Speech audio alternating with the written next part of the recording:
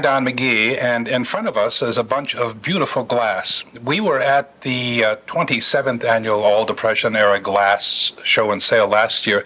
The 28th is coming up real soon. And so we thought we would tell you about the show and learn a little bit about Depression glass at the same time. On my left is Joan Newman. She is the president of what organization? The Michigan Depression Glass Society. Okay. And Al is the... second vice president of the society. Okay. Let me ask you, Joan, what does all of this glass represent in a way? It's Depression era glass, is that true? Yes, it is. What it does, it represents a time in our nation's history when we were going through hard times, and this is a result of trying to brighten up those hard times. Okay.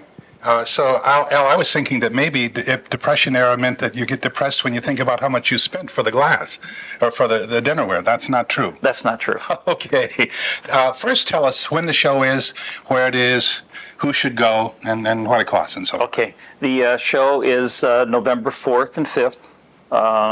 The time is 10 a.m. To, I believe, 6 p.m., 5 p.m. And the cost of the show is $5 per person donation. And let me ask you, Joan. Okay. Oh, it's at the Southfield Civic Center. Oh, that's important. Yeah, we need to know where it is. Joan, let me ask you again. Who collects the Depression era glass? Everybody collects it, from your grandmother to your children, your teenage children. We have all ages in our group. Well, I remember the cameras were at the show last year. It's a big show. Will it be that big this year?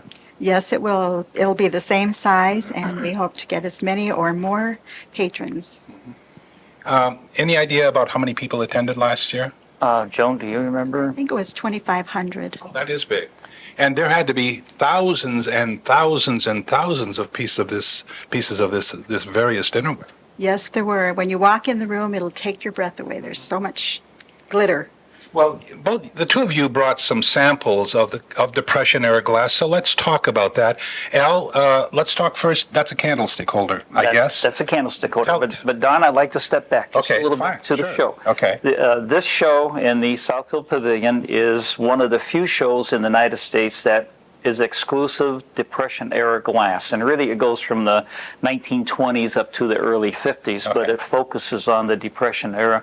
There are other glass shows in the United States that have other antiques included in the show. So though this is a fairly exclusive show, and the dealers are high quality dealers. Okay, so what would that mean to someone who's going to attend, the fact that it's exclusive to that? Well, it's the from my perspective, the show, the glass is quality glass. You'll find no broken glass, chipped glass, new glass, fake glass. It is authentic glass from the 20s up to the early 50s. And so if that's what you're interested in, you're going to find more of it there, I guess, than anywhere else. You will find a wider variety of it there than most other shows. Okay. But certainly all other shows in Michigan, this is the most exclusive show relative to Depression glass. Okay. I'll have some more questions for both of you, some specific questions about the show as we move along. But I'm interested in finding about some of what you brought here. That's a candlestick holder? This is a candlestick holder.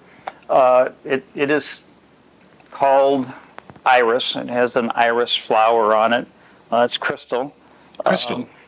Okay. Just crystal, uncolored. Okay. The glass this candlestick holder was made around 1928. That year, 1 year. And in that pattern, are there lots of other things, dishes and dinnerware? Yes, there are. It's a complete set then? Yes. Okay. Let me ask you, Joan, that's Al's, but in a general way, would something like that be expensive or not expensive for a collector? Something like that would be very reasonable, actually. There are many pieces that are quite reasonable, many sets that are very easily obtained because of price. Okay, let's move on just around here a little bit. Okay. Just go on over here. And I love this really dark colors, these dark colors. What is that? This is ruby red. It's manufactured by Payton City, and it's called crow's foot. And when you get a close-up view of it, you will see that there's a pattern on the corners here that looks like an imprint of a crow's foot. Is that more expensive type? Yes. Yes, it is. This is fairly hard to find in the open market. You can find it in the shows, and it is fairly expensive. Okay. Then next is, I assume this is a salt and pepper shaker? That's correct. Okay. The salt and pepper shaker we have no idea the date of them, but we do know that they came from the era. I'm just going to pull them sure. up. We'll get a closer look later, but I just... Sure. And the color is fired on the outside, so you can scratch the color off of them. Okay, so I need to be very careful. That's okay. Okay. That's okay. It's fairly sturdy. I mean, durable. What about the top? That looks a little unusual, It's a plastic top. Yeah. Okay. Early plastic. Okay. Now, over there, the gold or the yellow stuff, I believe that's yours, Joan. Stuff. I shouldn't call it stuff. It is stuff.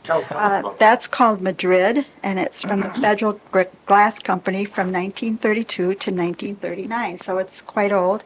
It's got a lovely machine-etched pattern, and it's got that distinctive square shape. Yeah. Now, it looks like there are 4 plates, and then a glass there in the middle, and then a cup and a saucer, and then another 2. What are all those pieces? Well, the cone-shaped piece is a sherbet. They must have been very into sherbets because most of the patterns of that era had sherbets and underplates. Okay.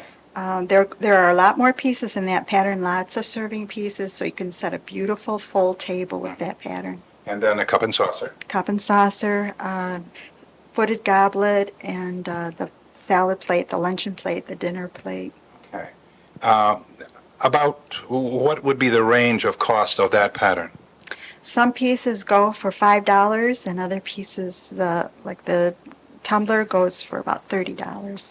Okay. I want to ask both of you, and whoever wants to answer, perhaps both of you, a little about the history about Depression glass. There's some interesting things about what was happening in the glass industry, I guess, and the way that some of this was distributed and sold as well. So whoever wants to start. Joan, you want to start? Well, Depression glass was a reaction from the Depression, the Great Depression. People were not buying beautiful things for their homes anymore. They didn't have the money. So the glassmakers decided, we'll add a little color, make some machine-made glassware that's very inexpensive, and sell it very inexpensively. And that's how I got my set of amber. My mom and dad, before they got married in the 30s, got a set, a 6-place setting of a luncheon set, free when my mom bought my dad a watch at the jewelry store. Oh, really? Yes. Do I remember maybe when I was a kid hearing about or even reading about you could get a piece of glass dinnerware if you went to the show, the movies? Yes, I heard that too. I didn't experience it, but I heard that too. From the show, from the gas station, you got it in boxes of soap. It was pretty easily gotten if you were out there trying to get it. Okay. Was there glass dinnerware before this Depression time, or? Yes, there was, but it was more elegant glassware. It was crystal. When we call this crystal, we don't mean the quality of the glass, we mean the color of the glass. Okay. So. Okay. Anything else that we can talk about the origins of this dinnerware or some of its early years, Al? Well, the glass prior to this era was predominantly blown or put in molds, blown into molds. This glass predominantly is machine made. It was poured into machine molds or molds by a machine. So it was a less expensive process to make this glass. And prior to the 20s, most of the glass was crystal. In color, you mean clear? Clear in color. Mm-hmm. And early on in the 20s, they discovered how to make cobalt blue and ruby red and the pinks and the yellows. And each manufacturer had their own formula. So if you bought from one company, your blues would be that way. If you bought from another company, the blues would be a little bit different hue, really? Or your reds, because they had a master like formula, and only one person knew the formulas for all the glass, and he made the glass. I mean, he put it in the glass furnaces. I want to talk about some of the other patterns, but I'm wondering if there is in a hobby like this, and people who collect things, there are lots of interesting little-known facts that sometimes nobody cares about, but people who collect the glass. But sometimes they're very interesting and unusual things. I'm wondering if you can think of a couple of facts or bits of information like that about Depression glass, about how it started, or a famous collector, or I know Martha Stewart collects that green. What's that pattern? That's jadeite, yeah. She's Okay. made it very popular and very expensive. It was a very lowly pattern until she started showing it on her program. Well, let me ask both of you then again. What are some interesting things that we haven't talked about yet about depression glass or about collecting it? Well, there are a lot of things. Sure. It's if you like glass, and if you go to the show, it's like a kid being in a candy store. You will see such a wide variety. And as Joan said, there is elegant glass, and the elegant glass is very, very pretty. I mean, it's well engraved or carved. And then there's and that's of the Depression era. Yeah, I remember last year that I was surprised at the range of, there was some gorgeous stuff. And there are stems, there's beautiful stems for your wines and waters and things of that nature. And then you go from the elegant through the Depression era glass like this, which is the manufactured color glass. Now, within the elegant and within this type of glass, there's the full range of accessories. There are bowls, salt and pepper shakers, or just a lot of different pieces. So in some sets, you can collect 20, 30, 40 different pieces, that go with the set. Some sets only have 5 or 6. Yeah. It depends on. Some sets were just a short promotion that went in a box of Oxidol or Tide or whatever. Other that was sets the end were, of it. that was the end of it. And other sets went on for a long time. Joan, let me ask you, like a cookie, is that a cookie jar over there, Will? That's a cookie jar? Are some pieces, because there are fewer of them, maybe more expensive or more difficult to find or collect? Yes, that's one of the ways that the prices go up if there's very few pieces. Another way is the color. Okay. The reds and the dark blues and the purples are all very desirable. There's a story about some of those deeper colors also. A material was used, I think, that became illegal or was discovered to be toxic in some cases. Well, the blues contain cobalt. Yeah, So, and that's dangerous? Well, they feel it is, so they don't use cobalt in the manufacturing anymore. But it's a radioactive material, and in the red glass, it is actually gold that causes the red. The glass is fired with the gold in it the first time, and it turns a real pretty amber, and then they fire it a second time, and the amber turns into a gold. So it's again, it's a formula. That's the secret of these people. So a lot of stuff was removed from this glass because it was ingredients that probably not the best for us. Okay, let's move on to this set here that includes what I guess is a cookie jar. That's yours again also, Joan, right? The cookie jar is a similar color, but it's not the same pattern. I see.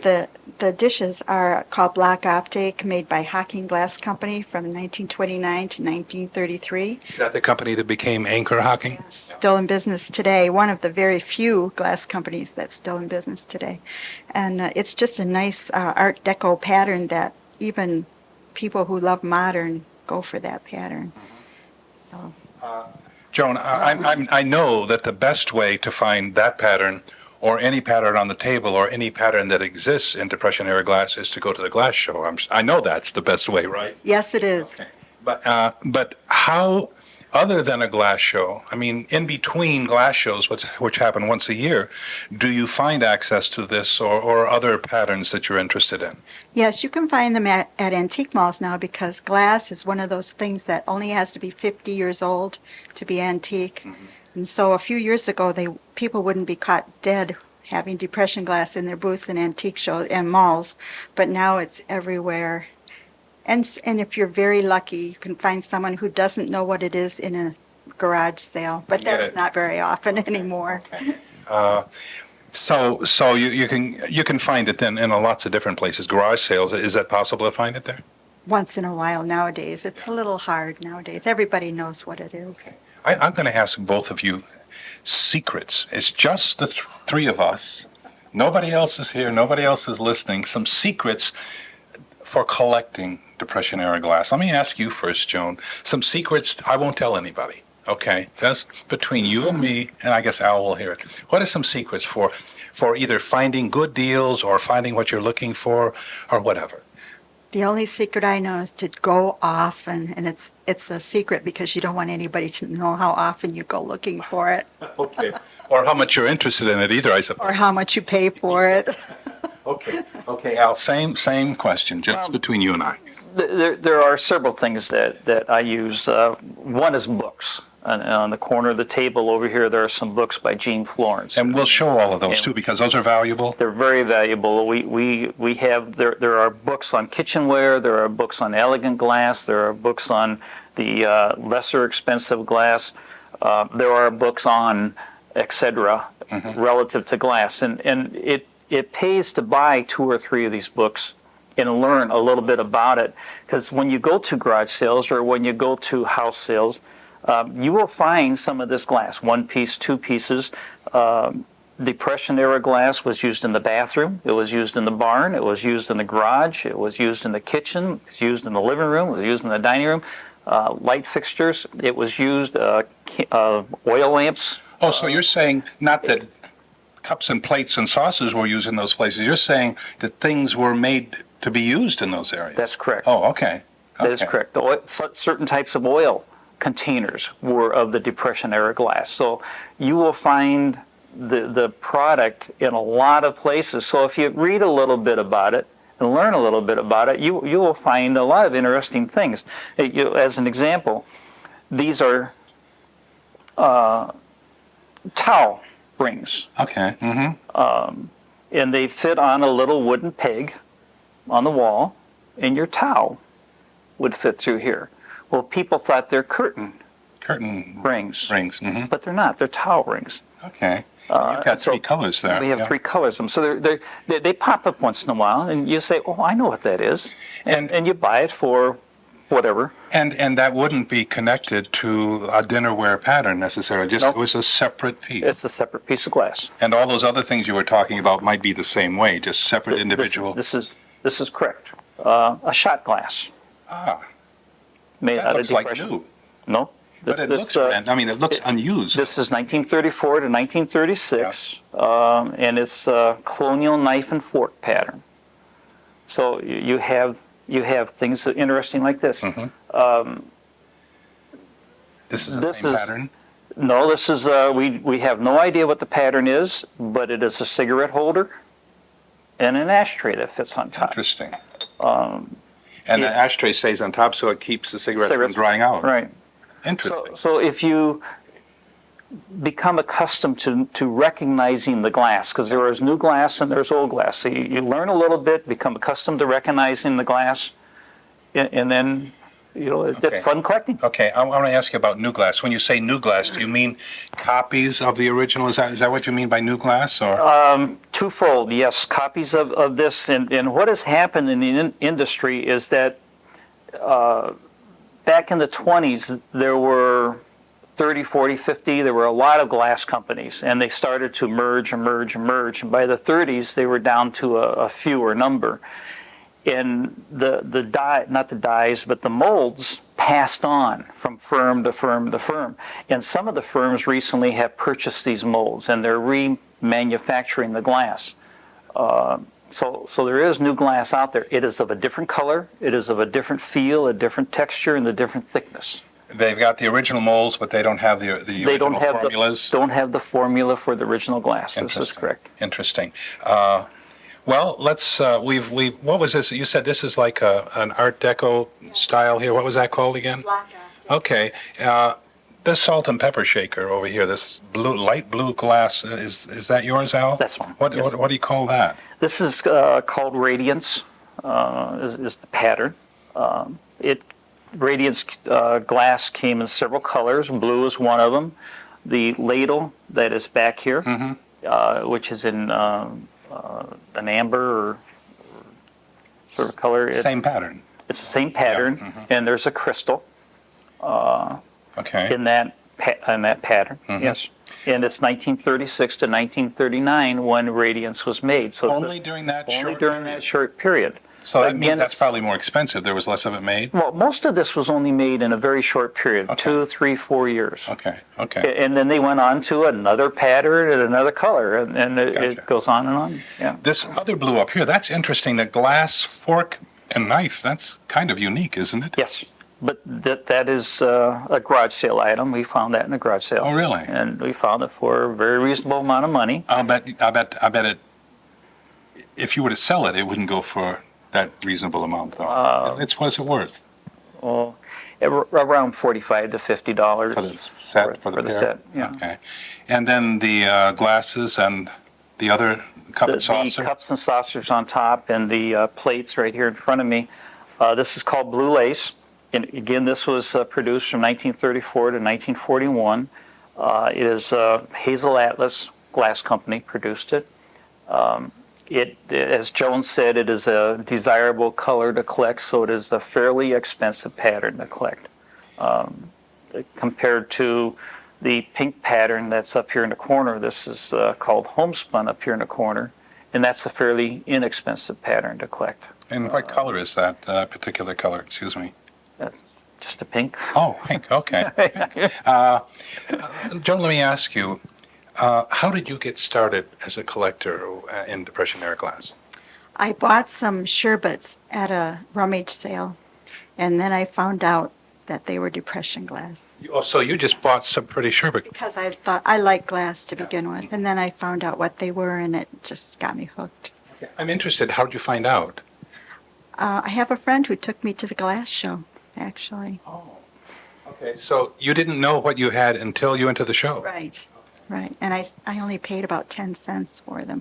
But it probably cost me a lot of money to get that whole set that went around those sherbets. Oh, really? So you have that now? Yes, I still have that. There's a popular song of the 50s or 60s that goes, "Something still crazy after all these years." Would that describe you in Depression era glass? It's getting crazier. It's not waning.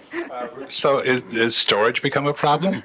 I just keep, you know that movie, if they come, if you build a field, they will come. Yeah.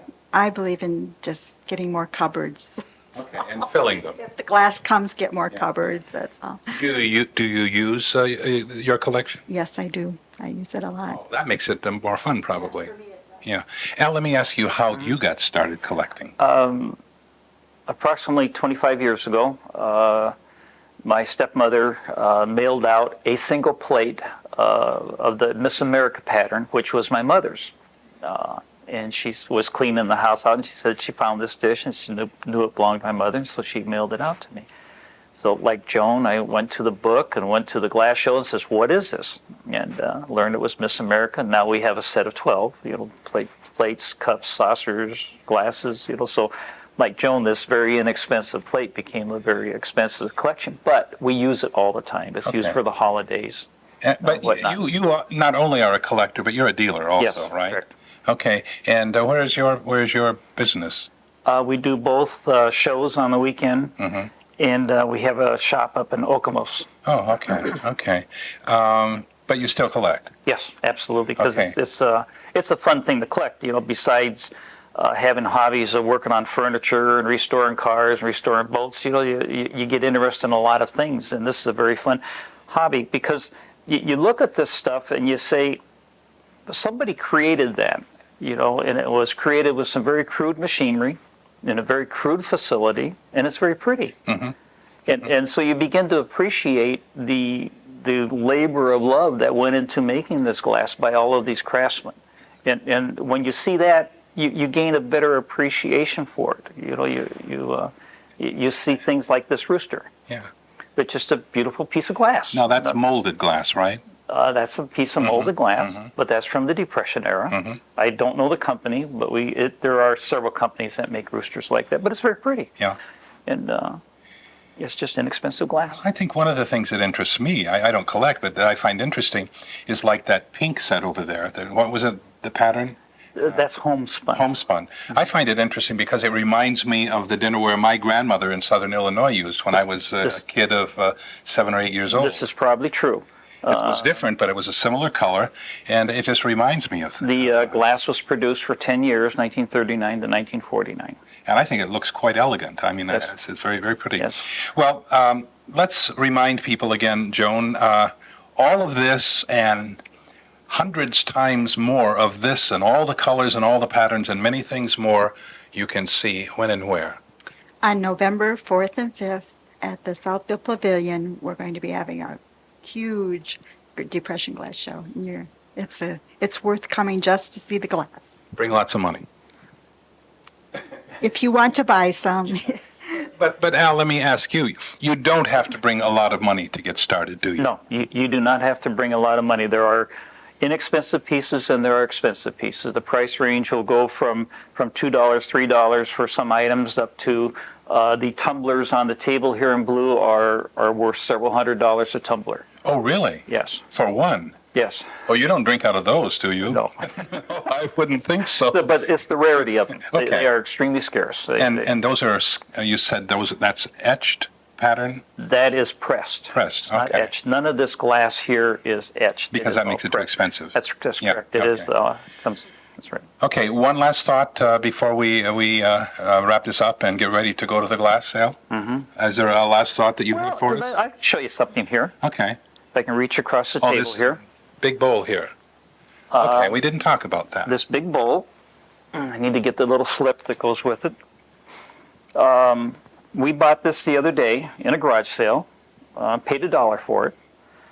It was dirty. It had been up in somebody's attic or top where it was filled with grease and all that stuff that's from the kitchen. Yeah. Brought it home, cleaned it up, looked it up in the books, and it's called Warwick. It's Heisey. It's made in the early 50s. And it really was made in the 30s, 40s, up to the early 50s. And the book price is $100. Really? Yes. Okay, So- that's a nice markup. Well, it's fun. That's part of the fun of probably- it. It's not about dollars necessarily. It's about It- discovering something. Well, it's about discovering. And the other thing that you have with this type of glass, Depression era glass, whether it be elegant or whether it be the lower quality glass like this, is that it's an investment in that it has value. Okay. Where you can buy new glass and you're going to pay the money and it loses its value Yeah. for a long period of time. This glass has gained back its value.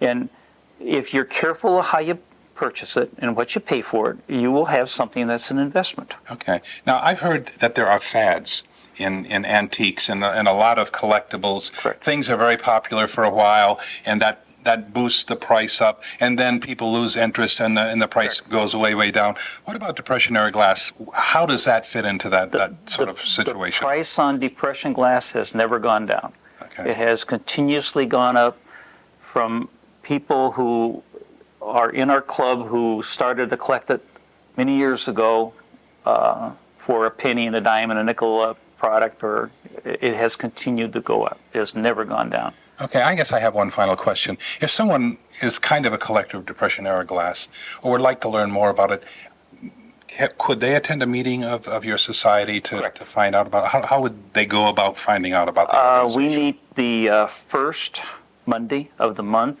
at the Senior Center in Livonia, and that's on 5 Mile and Farmington Road 5 corner. Mile in Farmington. And the guests are more than welcome to come. Okay. Would you need to call first, No. Joan? No, just show up. Come. We have a lovely program every month, and we have a table setting of someone's personal collection, and it always looks elegant, no matter how humble the beginnings of the glass. And I always learn something from every meeting. That's why I love it so much. Well, the purpose of the society is education, and that's what we try to do. Is every meeting we have, like Joan says, a table setting, and then we have a collection. Somebody will have a collection of salt and peppers, or a collection of reamers, or a collection of a parallel product like this year that fits into the era. I recall last year. I'm sorry, go ahead. And we learn about it. Okay. And, so Last year at the show, you had, and I think it was you set up that display. Correct. It was very, very extensive. It had like rooms and themes and so it had forth. 3 rooms. 3 rooms, really interesting. Are you going to do something like that again this Correct. year? There will be three rooms again this Different year. themed, look different. This year we're going to have a room from the 30s, a room from the 40s, and a room from the 50s, where last year we had a picnic and we had an elegant setting, and I don't remember what the third one was. We had a Kitchen. kitchen. Country kitchen. Yeah. Okay. Again, what are the days, Joan, and how much you're going to have to pay to get in?